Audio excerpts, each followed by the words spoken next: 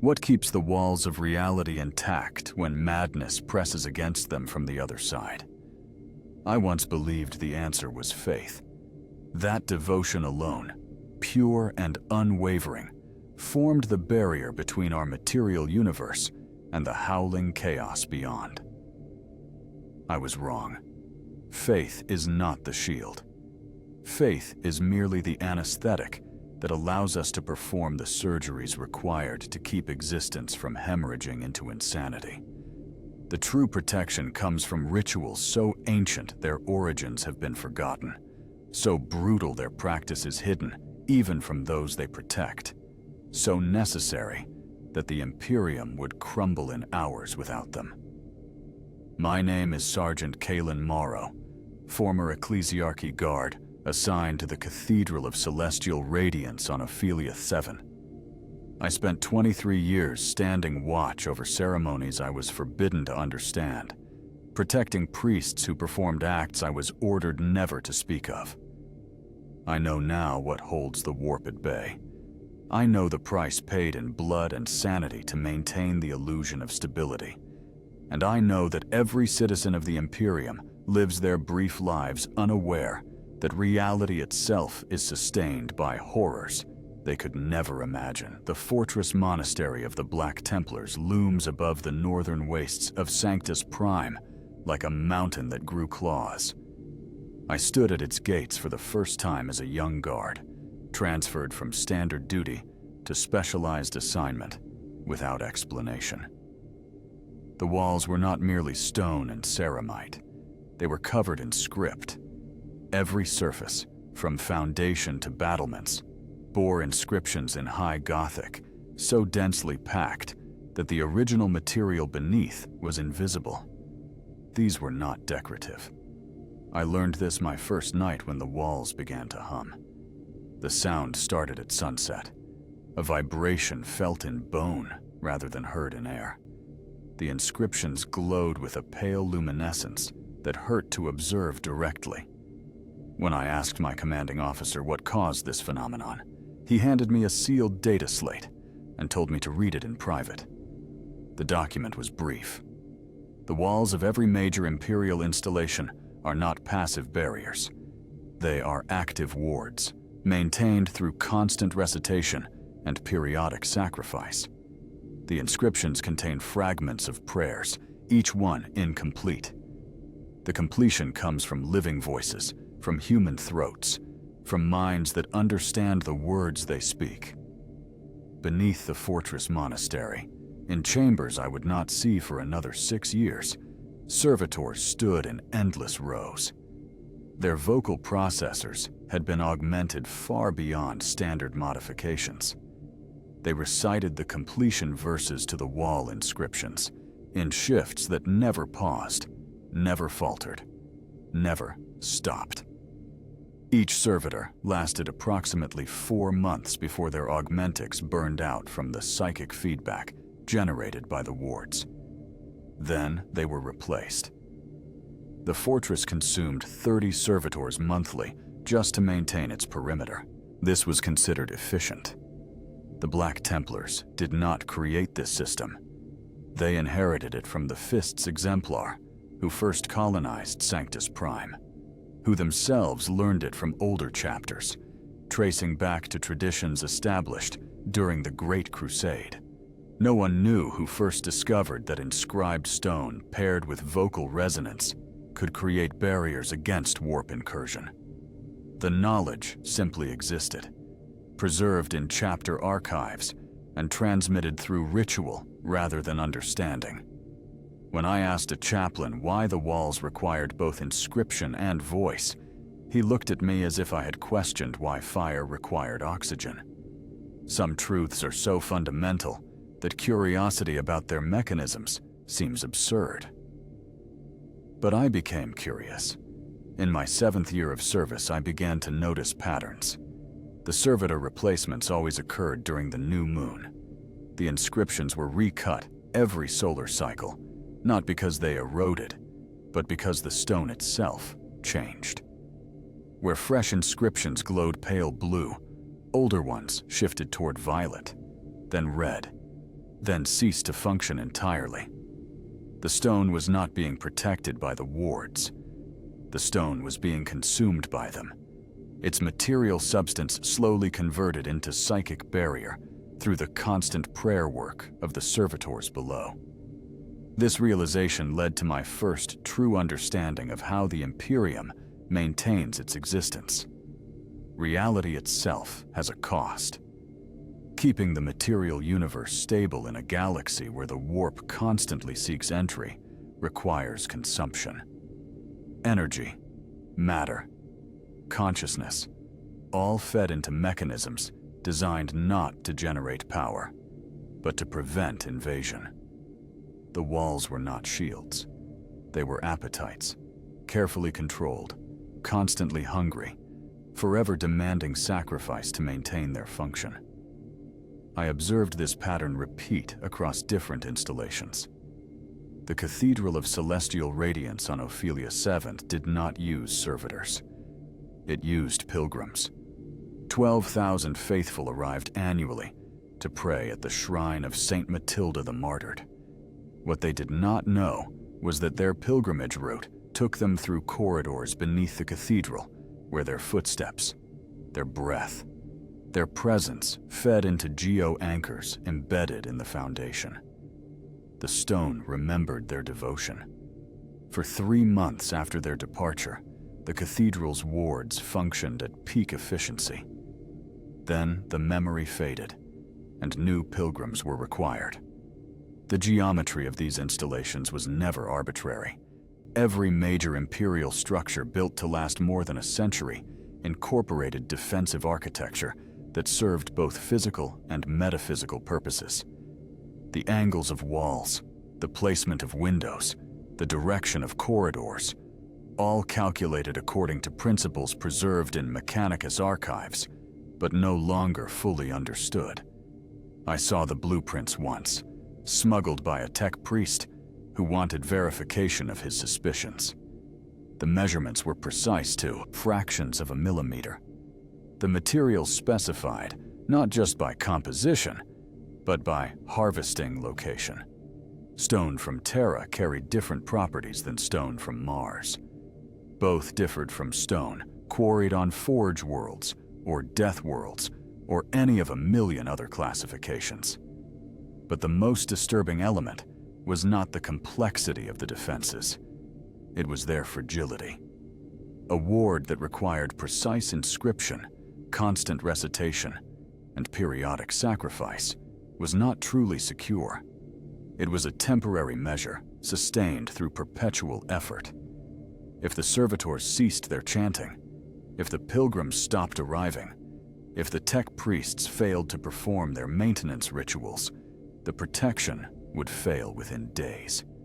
Not years, not months. Days.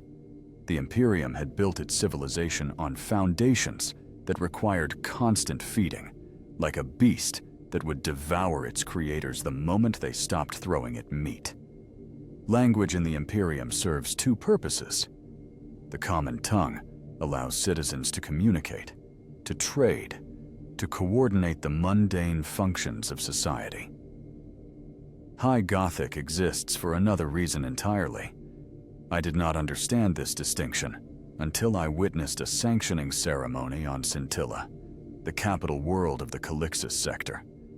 The Adeptus Astra Telepathica had brought forward 17 psychers for evaluation. 12 would be bound into service. 5 would be executed.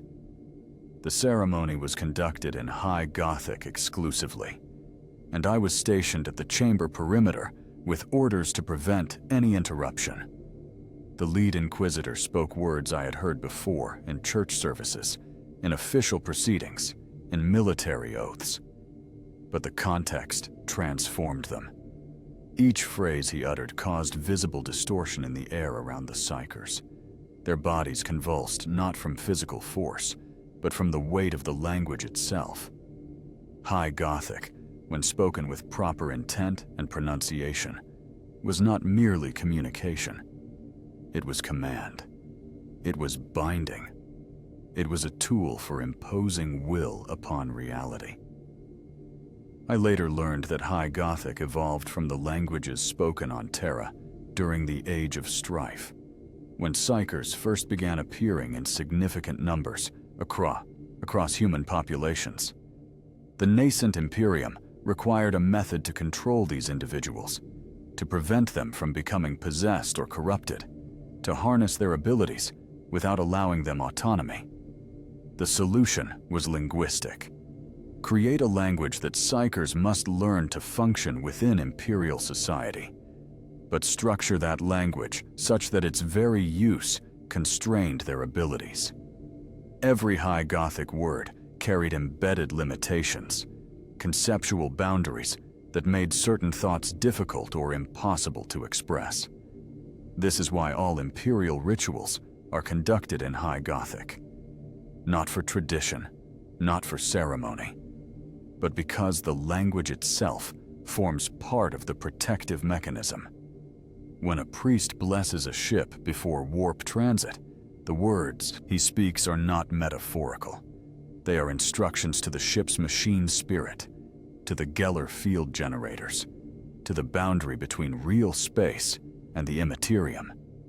The language tells reality what it is permitted to become and what it must resist. The training to speak High Gothic properly takes years, not because the grammar is complex, though it is, but because pronunciation matters at a level that borders on psychic resonance. I watched acolytes practice single phrases for months until they achieved the exact tonal quality required. A word spoken with stress on the second syllable rather than the third changed its function entirely. One pronunciation reinforced barriers, another weakened them. The difference was measured in vibrations too subtle for most human hearing to distinguish, but the warp responded to these variations with absolute precision. The most restricted lexicon within High Gothic is the nomenclature Demonica, the catalog of true names for entities that dwell in the warp. To speak these names incorrectly is to die, usually by possession, occasionally by more creative fates. But to speak them correctly is to gain momentary power over the named entity. This is how the Inquisition binds demons for interrogation. This is how Grey Knights perform their exorcisms. This is how the Imperium fights beings that exist partially outside material reality. Language becomes weapon, shield, and prison simultaneously. But the paradox inherent in this system troubled me even before I understood its full scope. Every ritual that successfully binds a demon requires speaking its name. Every sanctioning ceremony that prevents psyker corruption requires engaging with the very forces that cause corruption. Every protective ward requires understanding the nature of the threat it prevents. The Imperium's defenses against chaos required the Imperium to study chaos, to speak its languages, to interact with it constantly. Protection and contamination existed in such proximity that the line between them blurred to near invisibility. I saw this paradox embodied in the Ordo Malleus fortress on Titan. The Grey Knights maintained a library of demonic names and binding rituals that would damn any normal human who read its contents. Yet they studied these texts daily. Their mental conditioning, their genetic enhancements, their psychic training, all designed to allow them to engage with corrupting knowledge without succumbing to it. But even they had limits. Every Grey Knight knew that extended exposure to demonic lore eroded their resistance. They rotated their duties, limited their time in the library, underwent regular mental purges to remove accumulated contamination. This created a system where the most effective defenders against the warp were also the most vulnerable to it. The more knowledge a Grey Knight accumulated about demon binding, the more effective he became in combat. But the closer he moved toward the threshold of irreversible corruption, Every battle won shortened the time he could serve. Every demon banished left psychic residue that accumulated until purging could no longer remove it. The career of a Grey Knight averaged 47 years. Most did not die in battle.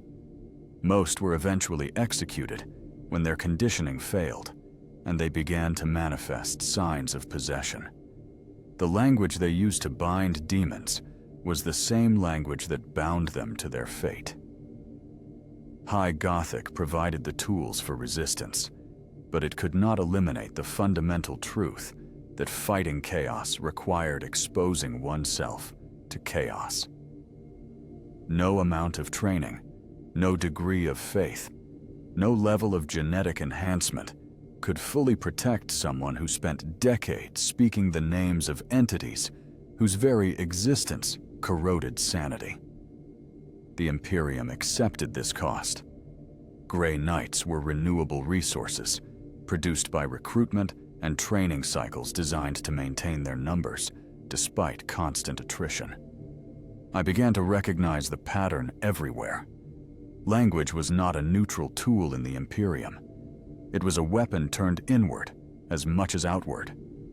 Citizens spoke Low Gothic because it limited their ability to conceptualize alternatives to imperial doctrine. The educated spoke High Gothic because it constrained even sophisticated thought into channels that reinforced existing power structures. Only the most specialized servants of the Emperor, the Inquisitors, the highest-ranking tech priests, the Lords of Terra, spoke languages that allowed genuine flexibility of thought. And even they knew that linguistic freedom came with psychological cost. To speak without constraint was to think without constraint. To think without constraint, in a universe where thought itself could open doorways to hell, was to invite damnation. The ship trembled as we translated from warp space back into reality. This was my 43rd voyage aboard the Eternal Mandate, a Dictator-class cruiser assigned to patrol routes along the Gothic sector. I had served as part of the vessel's security complement for 9 years, long enough to recognize when transitions felt wrong. This one felt wrong. The trembling continued 30 seconds past the normal duration. The lights flickered not with electrical instability, but with something that resembled breathing, as if the ship itself had emerged from the warp exhausted and struggling to stabilize.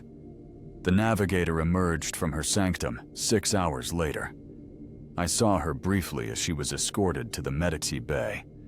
Her third eye, usually concealed behind ceremonial seals, was visible and weeping fluid that I initially mistook for blood but recognized as something far worse. It was luminescent, faintly purple, and where drops struck the deck plating, the metal hissed and corroded. She required immediate treatment not for injury, but for exposure. The warp transit had gone smoothly by all technical measures. But something had noticed the ship during passage. Something had observed us, and the navigator's psychic perception of that observation had damaged her on a cellular level. This was not unusual. Every warp journey carried similar risks. What made this incident significant was the conversation I overheard 3 days later between the ship's confessor and the master of the Astra Telepathica choir. They stood in a secondary chapel rarely used except for private devotions, unaware I was stationed in the adjacent corridor. The confessor spoke with the flat tone of someone reporting routine maintenance rather than discussing human lives. The navigator would require 6 months recovery before the next warp transit. To maintain operational schedule, a replacement navigator must be summoned from the nearest Navy's Nobolite station. The master of the Telepathica noted this would deplete their reserve pool, as 2 other ships in the patrol group had made similar requests within the past month. The attrition rate was accelerating. The confessor replied that this fell within projected parameters.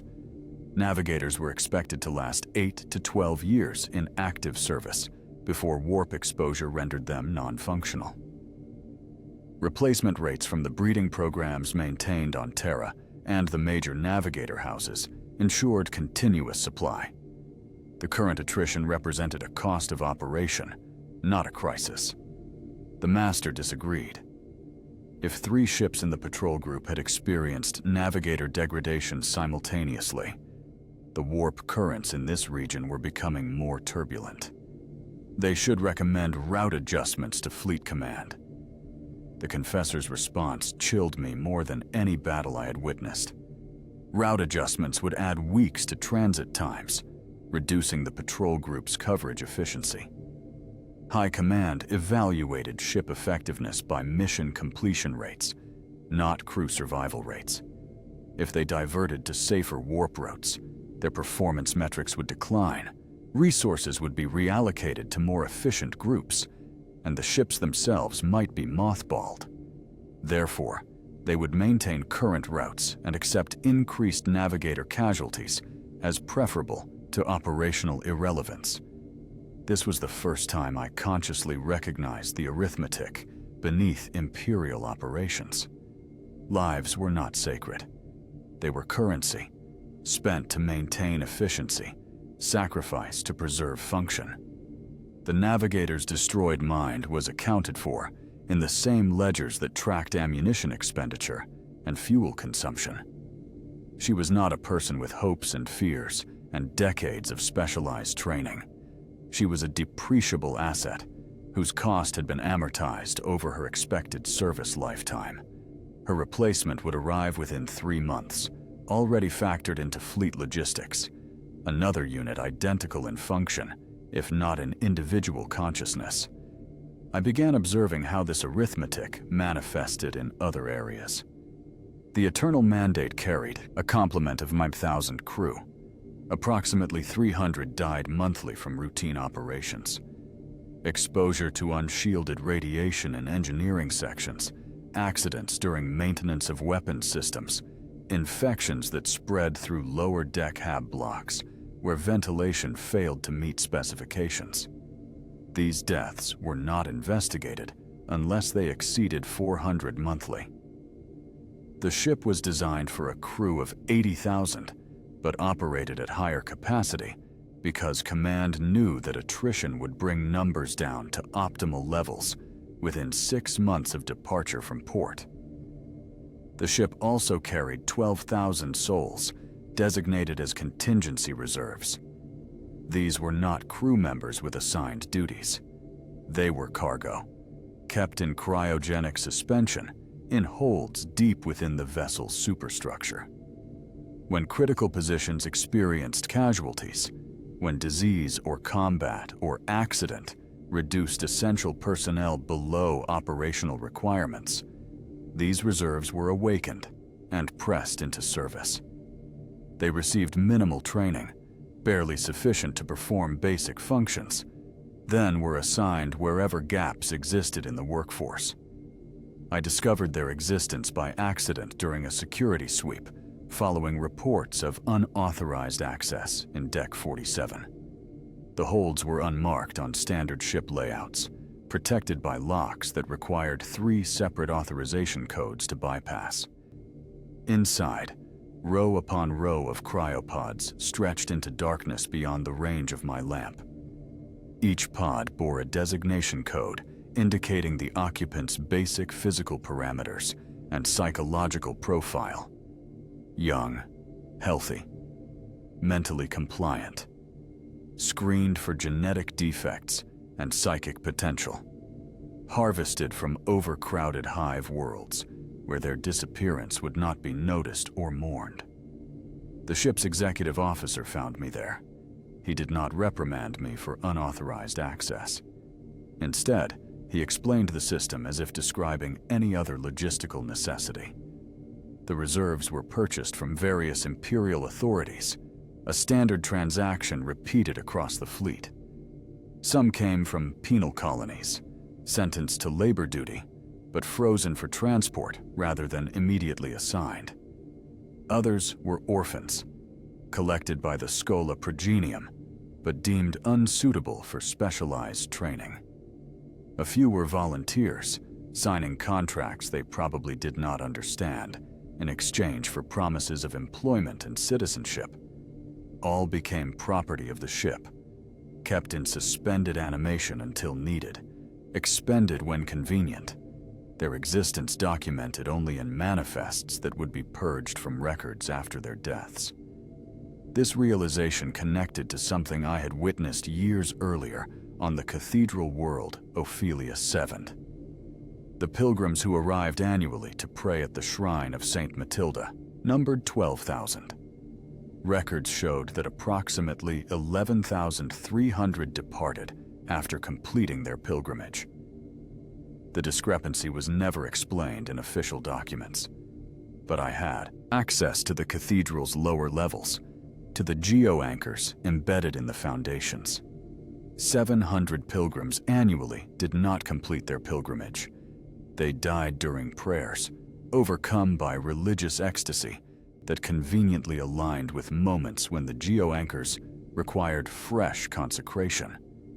Their bodies were interred in the walls, literally incorporated into the cathedral's structure, their remains forming part of the material matrix that held the wards active. This was not murder in any legal sense. The pilgrims volunteered for their journey knowing the risks. The fact that cathedral authorities carefully screened applicants to ensure those most likely to die from overstimulation during prayer were subtly encouraged to undertake the pilgrimage was simply efficient resource allocation. The cathedral required consecration through sacrifice. The pilgrims sought transcendent religious experience. Both needs were met through a system that functioned smoothly because no one involved explicitly acknowledged its true nature. The blood tithes were everywhere once I learned to recognize them. Every forge world operated massive industrial complexes where worker mortality exceeded 30% annually. Every hive world maintained undercities where populations existed solely to provide raw genetic material for servitor conversion. Every agri-world ran plantation systems where laborers worked until physical collapse, then were recycled into nutrient paste that fed the next generation of workers. The Imperium did not merely tax its citizens, it consumed them systematically and continuously, converting human lives into the resources required to sustain itself. And the warp fed on this death, not directly, not through deliberate ritual, but through the psychic resonance generated by mass suffering. Every time a forge world worker fell into molten metal, their final moment of terror rippled into the immaterium. Every time a hive ganger bled out in territorial dispute, their consciousness touched the warp in its dissolution. These moments, individually insignificant, accumulated across 1,000,000 worlds. They created a background psychic noise, a static hum of anguish and fear that permeated the galaxy. The rituals designed to keep the warp at bay were not fighting against an external enemy. They were fighting against the psychic consequences of the Imperium's own existence. The Chaos Gods fed on the emotions generated by Imperial society.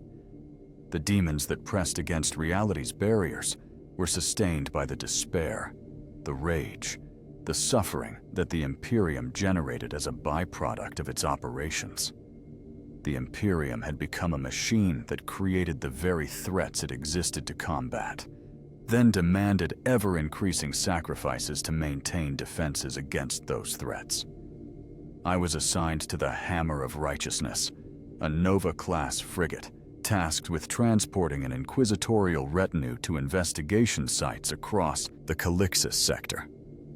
The assignment came with the highest security clearance I had ever held, and explicit instructions to observe all protocols without question.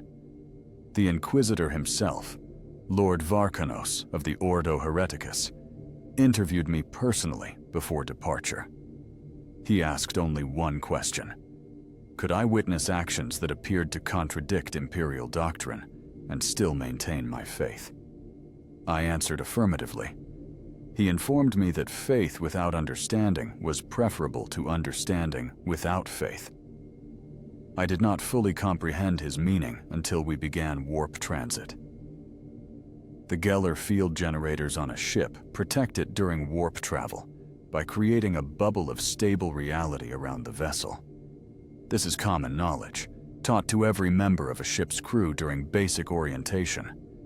What is not commonly known is that Geller fields do not function automatically. They require constant reinforcement from human consciousness, from minds that understand and believe in the boundary between reality and unreality. This reinforcement comes through prayer, but not prayer as most citizens practice it. The prayer that sustains a Geller field is active, participatory, and comes with a cost. The ship maintained a prayer chamber adjacent to the primary Geller field generator room. 73 individuals were assigned to this chamber in rotating shifts that ensured continuous occupation during warp transit. These were not priests or religious specialists. They were ordinary crew members selected through criteria I did not initially understand. They spent their shifts in the prayer chamber, reciting specific verses from the Lectitio Divinitatis, passages that focused on the Emperor's power to impose order on chaos, to hold reality stable through force of will. I observed their work during my third warp transit aboard the Hammer of Righteousness. The prayer chamber was circular, its walls covered in the same dense inscriptions I had seen on fortress monastery walls. But these inscriptions moved.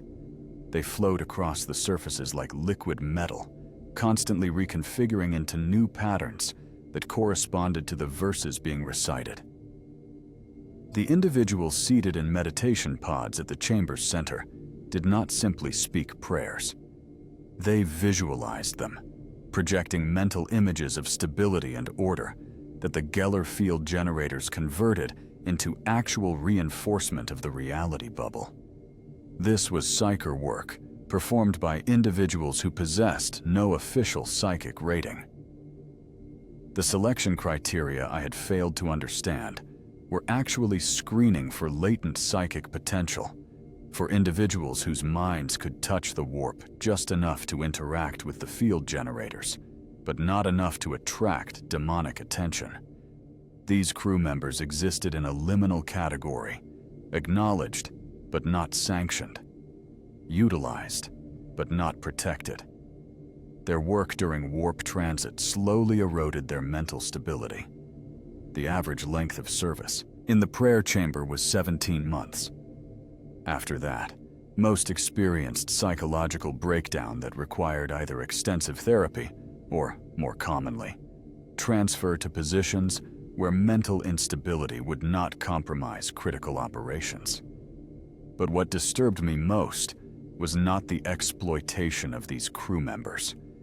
It was the discovery that their prayers were not entirely voluntary. The meditation pods interfaced directly with their nervous systems through ports implanted at the base of their skulls.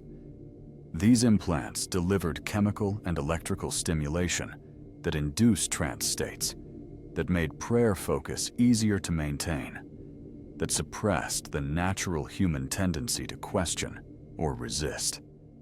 The crew members chose to serve in the prayer chamber, motivated by promises of extra rations, better quarters, and preferential assignment after warp transit.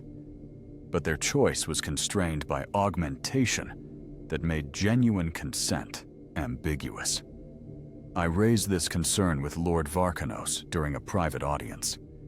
He listened without interrupting, then asked whether I believed the crew members would volunteer for prayer chamber duty if they fully understood its costs. I admitted they probably would not. He nodded, confirming my assessment. Therefore, he continued, the augmentation that makes the work tolerable while preventing full comprehension of its consequences is an act of mercy.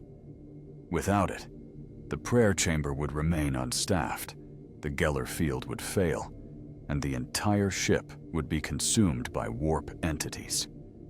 The choice was not between consent and coercion.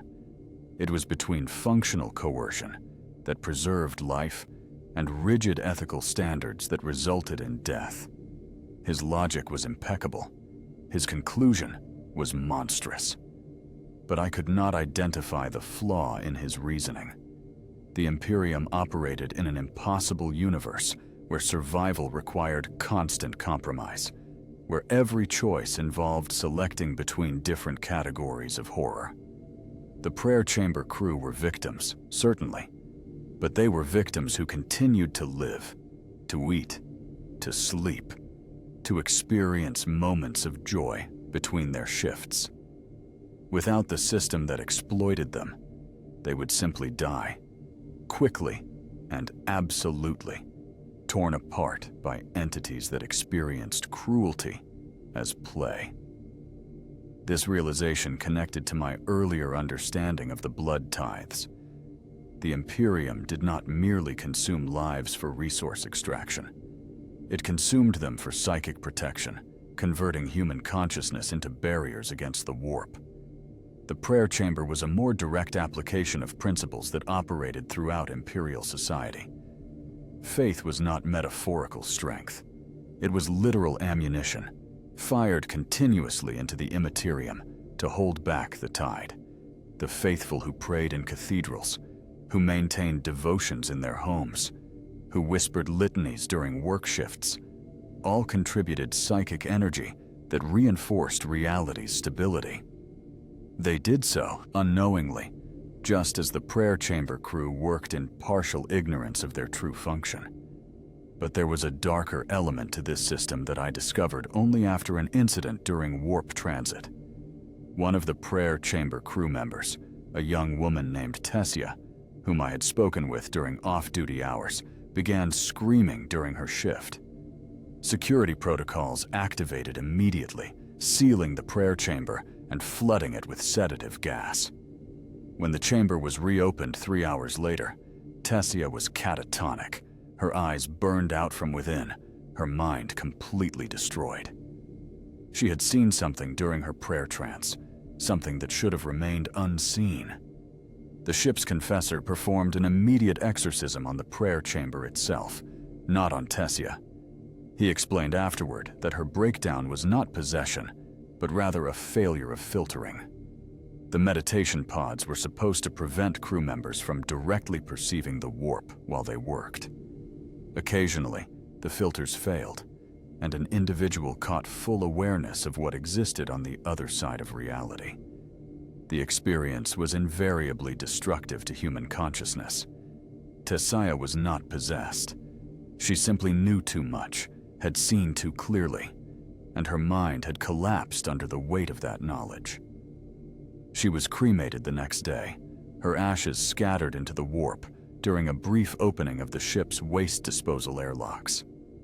The confessor spoke words of blessing, commending her soul to the Emperor's mercy. Then he reviewed the meditation pod logs to determine why the filters had failed.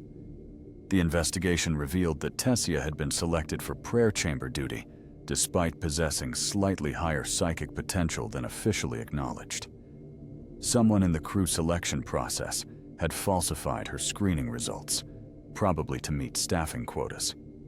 This person was identified, reprimanded with demotion and pay reduction, and assigned to standard duties.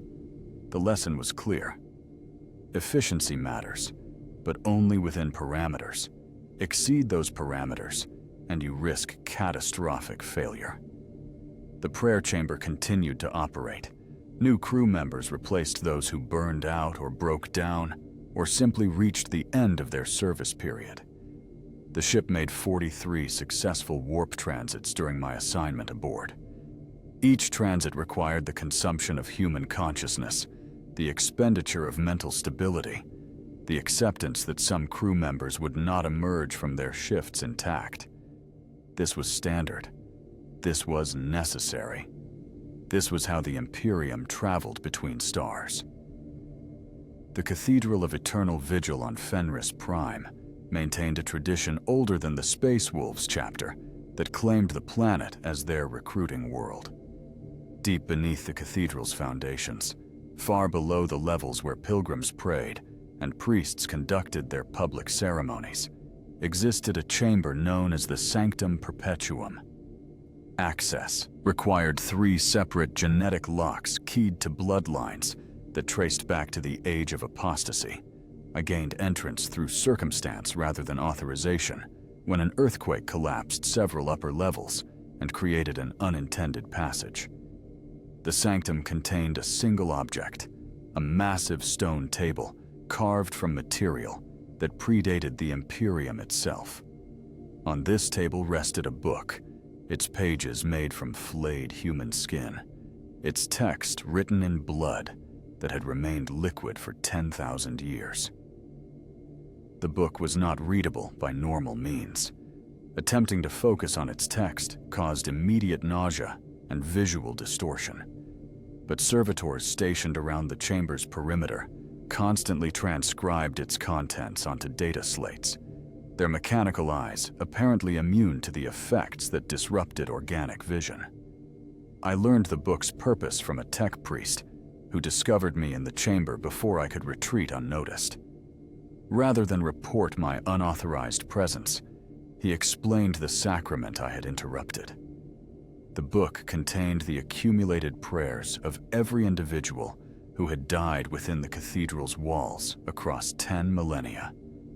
Not their spoken prayers, but their final thoughts, the last coherent consciousness before death. These thoughts were not recorded through technology. They were captured through psychic resonance, impressed into the book through mechanisms no longer understood. The book was self-writing, constantly growing, adding page after page as more deaths occurred in the cathedral above. The servitors transcribed these final prayers because they served a purpose beyond historical documentation. Each prayer, each final thought, contributed to the cathedral's protective wards.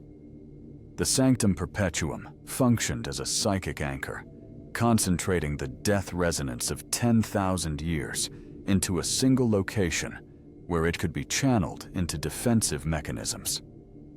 This was why the cathedral remained impervious to demonic incursion, despite existing on a death world where the warp frequently breached reality's boundaries. The dead protected the living, their final moments endlessly recycled into psychic ammunition. But the sacrament involved more than passive collection. Once monthly, during the new moon, a ritual was performed that required a living sacrifice. Not death, which would simply add another prayer to the book, but something more specific. An individual would be brought to the sanctum, usually someone dying from natural causes or injury, and placed on the stone table. The tech priests would then perform a procedure that separated the individual's consciousness from their body while keeping both technically alive. The consciousness was merged with the book, becoming part of its structure, while the body was maintained through augmentation as a living vessel capable of channeling the book's accumulated power. The tech priest showed me 3 such vessels, stored in alcoves along the sanctum's walls.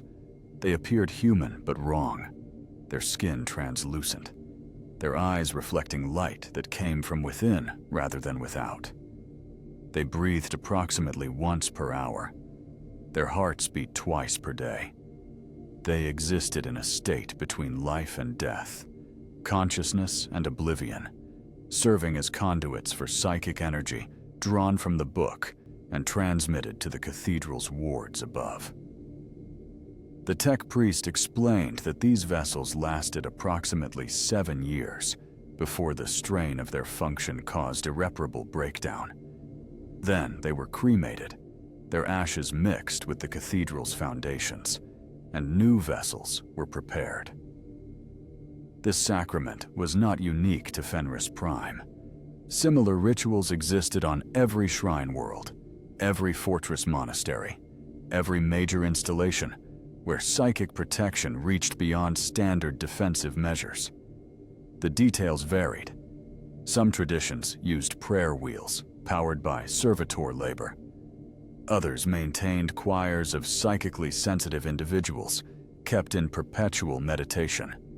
A few employed crystalline matrices that stored psychic energy released during voluntary self-sacrifice.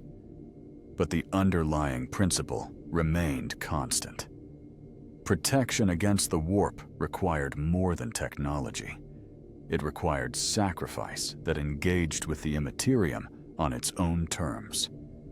The horror of these sacraments lay not in their cruelty, which I had grown accustomed to recognizing throughout imperial society, but in their permanence.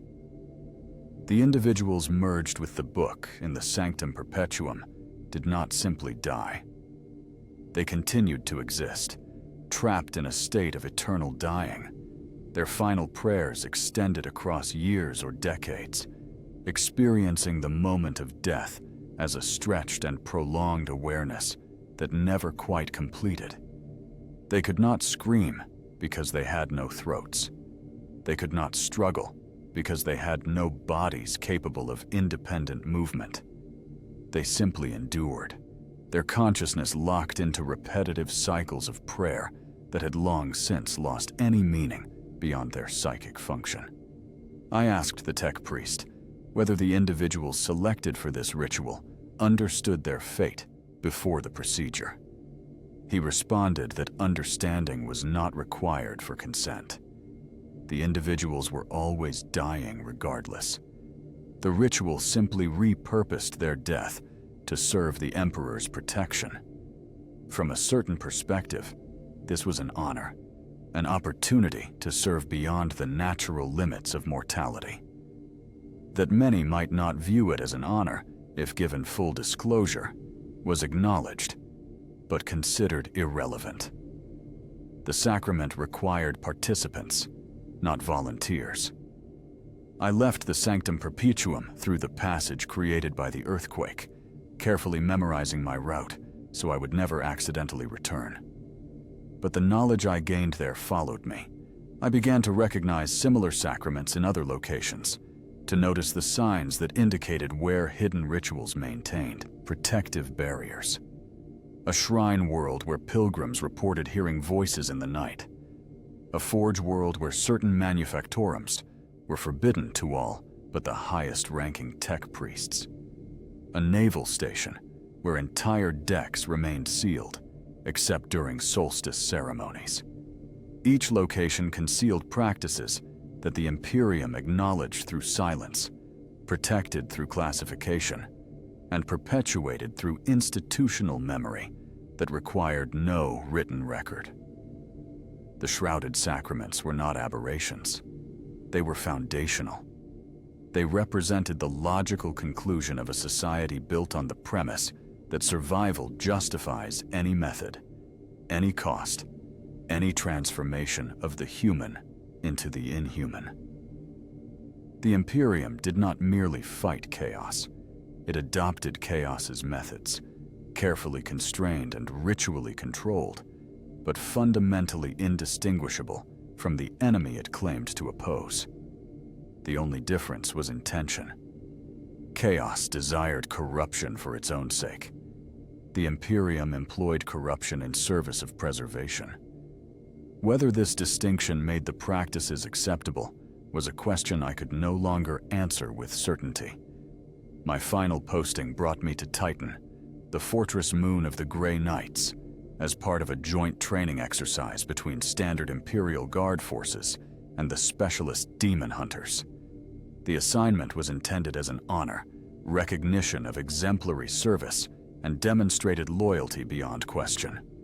I arrived believing I had seen the full scope of the Imperium's methods, that my 23 years protecting ritual sites had prepared me for whatever secrets Titan concealed. I was profoundly incorrect. The Grey Knights maintain a chamber called the Vault of Knowing. Unlike the Sanctum Perpetuum on Fenris Prime, this chamber was not hidden. It stood at the center of the fortress, visible from every approach, its architecture deliberate and imposing. But what occurred within the vault was known only to those authorized for entry, a category that did not typically include standard security personnel. I gained access through accident, escorting a shipment of restricted materials that required delivery to the vault's antechamber. The delivery protocols malfunctioned, sealing me inside when the inner doors opened to accept the materials. The vault's interior contradicted its exterior brutalist design. The space was organic, walls that resembled living tissue, floor that felt warm beneath my boots, ceiling that pulsed with rhythmic movement suggesting breath. At the chamber's center stood a figure I initially mistook for a statue. As my eyes adjusted to the bioluminescence that provided the only illumination, I recognized the figure as a gray knight, but one transformed beyond recognition. His armor had merged with his flesh. His weapons had become extensions of his limbs. His face, partially visible through his helm, showed features that were no longer entirely human. A voice spoke, not from the transformed knight, but from the walls themselves. The vault possessed consciousness, a collective awareness formed from the accumulated knowledge and sacrifice of every Grey Knight, who had served beyond his capacity to resist corruption. When a knight recognized his approaching threshold, when he understood that the next battle would break, rather than merely bend his mental defenses, he came to the vault. He merged with its structure, contributing his knowledge, his experience, his remaining consciousness to a repository that could be accessed by future generations without risk of direct contamination. The voice explained this matter-of-factly, without emotion or apparent recognition that it described horror beyond anything I had previously encountered. The transformed knights were not dead. They attained awareness, trapped within the vault's organic matrix, experiencing existence as an eternal moment of dissolution. But their sacrifice served a purpose. The vault functioned as a psychic archive immune to demonic corruption. When Grey Knights faced unfamiliar demonic entities, they consulted the vault, drawing on the accumulated experience of their predecessors, without exposing themselves to the corrupting knowledge those predecessors had absorbed during their service. I remained in the vault for 3 hours before retrieval protocols located me and engineers forced open the sealed doors. During that time, the voice continued explaining, either unaware of my distress or indifferent to it. The vault currently contained 847 merged knights, representing 7 millennia of continuous service. Each retained fragmented consciousness, sufficient to contribute to the collective knowledge, but insufficient to experience prolonged suffering. This was considered merciful. The alternative, allowing knights to serve until possession occurred, resulted in their execution and the permanent loss of their accumulated expertise. The vault preserved both the knight and his knowledge, making his sacrifice infinite rather than terminal. But the voice acknowledged a troubling pattern. The rate at which knights required merging with the vault was accelerating. 50 years previous, the vault accepted approximately 3 knights annually. Current rates exceeded 12 annually. Either the Grey Knights were encountering more powerful demonic entities, requiring greater knowledge exposure that accelerated corruption, or their resistance to corruption was declining for reasons not yet understood. If the trend continued, the chapter would face a crisis within 2 centuries. They would lack sufficient functional knights to maintain their operations, while the vault became overpopulated with merged consciousness that could no longer effectively contribute to the collective. I was extracted from the vault, with my memory intact. Unusual for unauthorized exposure to Grey Knight secrets. The chapter master himself explained this exception during my debriefing. I had witnessed a truth that would eventually become public knowledge. The Grey Knights were dying, slowly but measurably, consumed by the very purpose they served. The Imperium could train new knights, could recruit from the most psychically resilient populations, could enhance their conditioning and augmentation beyond current limits. But it could not escape the fundamental equation. Fighting chaos required exposure to chaos. Exposure accumulated. Accumulation reached thresholds beyond which recovery became impossible. The Grey Knights were a resource being depleted faster than it could be replenished. This pattern extended beyond the Grey Knights. Every organization dedicated to fighting the warp directly suffered similar attrition. The Ordo Malleus lost inquisitors at rates that required constant recruitment from other ordos. The Exorcist chapter, whose Marines underwent voluntary possession and exorcism as part of their training, experienced psychological breakdown rates that kept their numbers perpetually below full strength. The Sisters of Silence, who provided anti-psychic support, developed neurological conditions after extended exposure to psychic nullification that left them increasingly debilitated. The Imperium was not merely consuming its citizens for resources and psychic energy. It was consuming its protectors, burning through the individuals most capable of fighting chaos at rates that suggested eventual, inevitable depletion. And no one in authority acknowledged this as a problem requiring solution. Instead, it was treated as an operational parameter, a cost to be managed through recruitment and training programs designed to maintain minimum effective numbers. The fact that this approach was not sustainable over millennial timescales was either unrecognized or ignored in favor of addressing immediate threats. I spent my final months on Titan, observing recruitment and training procedures. The Grey Knights selected candidates from psychically sensitive populations across the Imperium, bringing them to Titan as children barely old enough to understand what they had been chosen for.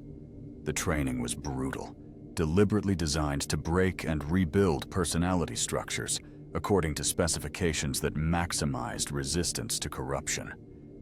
Approximately 40% of candidates died during training. Another 30% failed to meet standards and were mind-wiped, then assigned to support roles where their psychic sensitivity would not risk catastrophic possession. The remaining 30% completed training and were inducted as full Grey Knights. These survivors had sacrificed everything that made them individuals. Their names were replaced with designation codes. Their memories of life before recruitment were suppressed or erased. Their emotional responses were constrained through psychological conditioning that prevented formation of strong attachments or personal desires. They became weapons, precisely calibrated, maintained through ritual, and expended when necessary. The average combat lifetime of a Grey Knight was 18 years. Some lasted longer. Many died far sooner. All understood that their existence served a single purpose, and that purpose would eventually consume them entirely. This was the Watcher's burden: to see clearly the mechanisms of protection, to understand their costs, and to recognize that alternatives did not exist. The Imperium fought chaos using methods that differed from chaos only in stated intention. It consumed lives, twisted consciousness, and performed rituals that bordered on the demonic. But these practices maintained reality's stability, held the warp at bay, and preserved the existence of trillions who would never know the sacrifices made on their behalf. To condemn the methods was to condemn humanity to extinction. To accept the methods was to acknowledge that humanity might not be worth saving if salvation required such transformation of the human. I carried this burden in silence for the remainder of my service. I asked no more questions. I witnessed no more unauthorized rituals.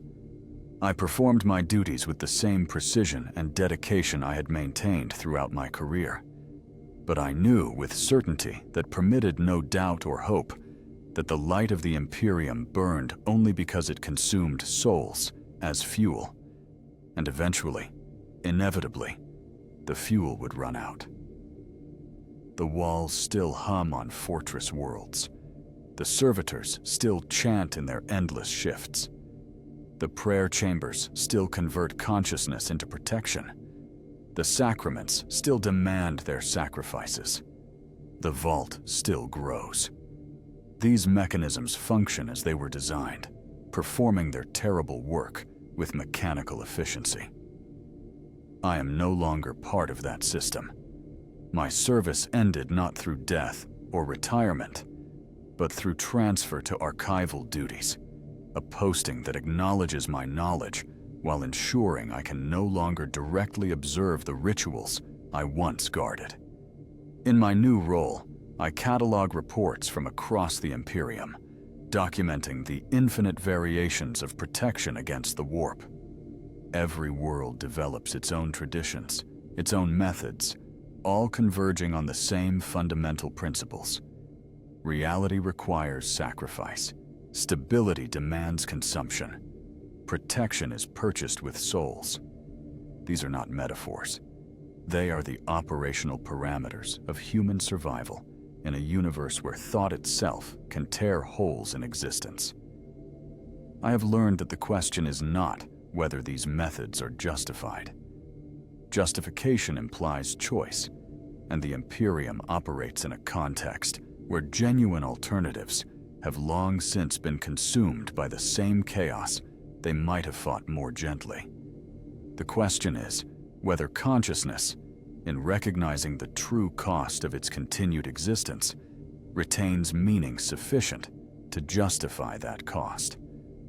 Whether the trillions who live their brief lives unaware of the horrors performed in their name experience enough joy, enough beauty, enough simple human connection to balance the ledger of suffering required to maintain the possibility of that experience. I cannot answer this question. I can only document the mechanisms, preserve the knowledge, and observe as the rituals continue their work. The walls still hum. The warp still presses. The sacrifices still burn. And humanity persists, not through virtue or faith or the Emperor's protection, but through its willingness to pay prices so terrible that speaking them aloud would shatter the consensus reality those prices maintain. This is not the Imperium's shame.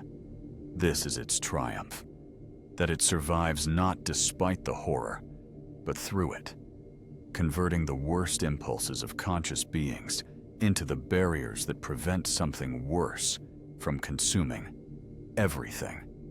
The secret rituals do not keep the warp at bay. They are the warp, carefully controlled, precisely directed, and eternally fed. We became what we fought, and in that transformation, we survived.